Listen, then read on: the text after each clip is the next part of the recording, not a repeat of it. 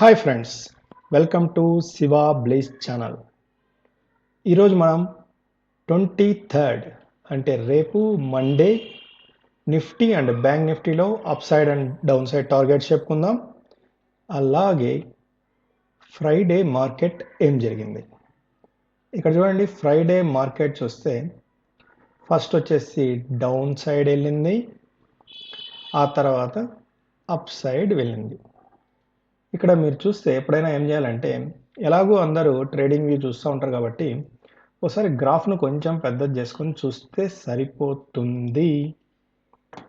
ఎప్పుడైతే మీరు మార్కెట్ చూసినప్పుడు డౌన్ సైడ్ వెళ్తూ ఉందనుకోండి, ఇక్కడ చూడండి 10 o'clock 9:15 నుంచి 9 o'clock నుంచి వేసుకుంటే ఓకే, ఇక్కడ డౌన్ సైడ్ చూపిస్తుంది.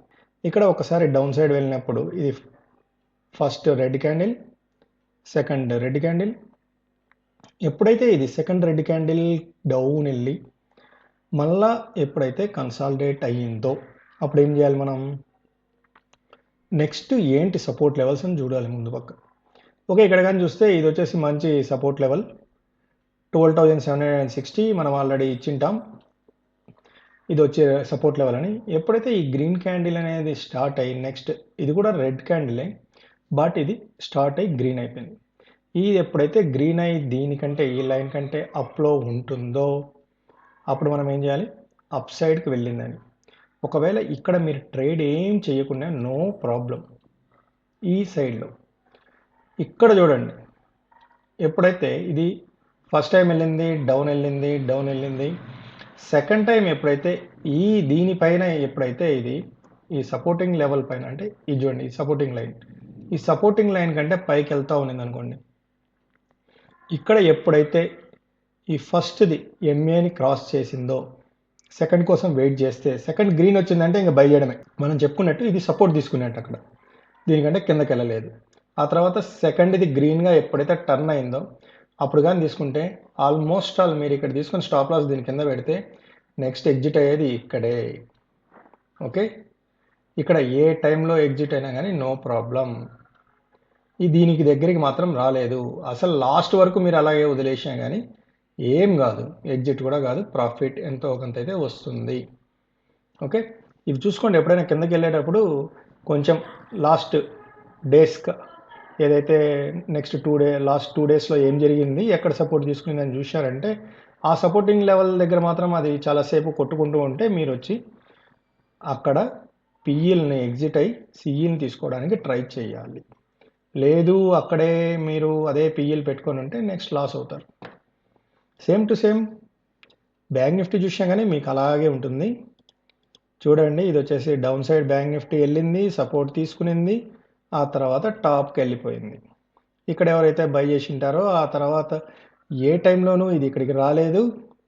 మీరు ఎక్కడైనా ఏ లెవెల్లో అయినా ఇక్కడ ప్రాఫిట్ బుక్ చేసుకోవచ్చు. అట్లే వదిలేసినా కానీ లాస్ట్లో కూడా ప్రాఫిటే వచ్చి ఉంటుంది. ఓకే, ఇప్పుడు నెక్స్ట్ మండేకి ఏంటి టార్గెట్ చూద్దాం. మీరు కానీ మండే కానీ చూస్తే ఒకవేళ 12,868 కంటే అబోవ్ కానీ మార్కెట్ కానీ స్టాండ్ అయ్యింది అని అనిపించిందంటే మీకు బై. జస్ట్ ఇండికేటర్ని ఫాలో కండి. ఆ తర్వాత ఏం జరుగుతుంది అనేది నెక్స్ట్ డిఫరెంట్ కేస్, ఎందుకంటే స్టాప్ లాస్ ఫాలో అవుతారు కాబట్టి. 12,868 కంటే అప్లో ఉంటే బై. ఫస్ట్ టార్గెట్ వచ్చి 12,935, సెకండ్ టార్గెట్ వచ్చి చాలా దగ్గరలో ఉంది 12,963. ఒకవేళ కానీ అప్ సైడ్ వెళ్తే ఇవి టార్గెట్స్. ఆ తర్వాత నెక్స్ట్ టార్గెట్ వచ్చి 13,030.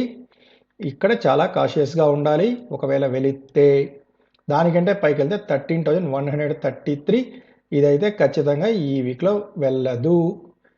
ఓకే, చూద్దాం మరి వెళుతుందో వెళ్ళదో. ఇది లాస్ట్ టార్గెట్ 13,123 అనేది ఈ మంత్ ఎక్స్పైరీకి ఇదైతే లాస్ట్ టార్గెట్ అనే అనుకుంటున్నాం.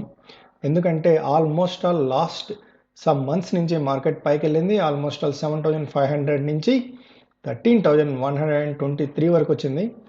ఎంత అనాలిసిస్ చేసినా కానీ 5,700 పాయింట్స్ అప్ అయిన తర్వాత కన్సాలిడేట్ కొంచెమైనా అవుతుంది, బట్ అంతా కాదు.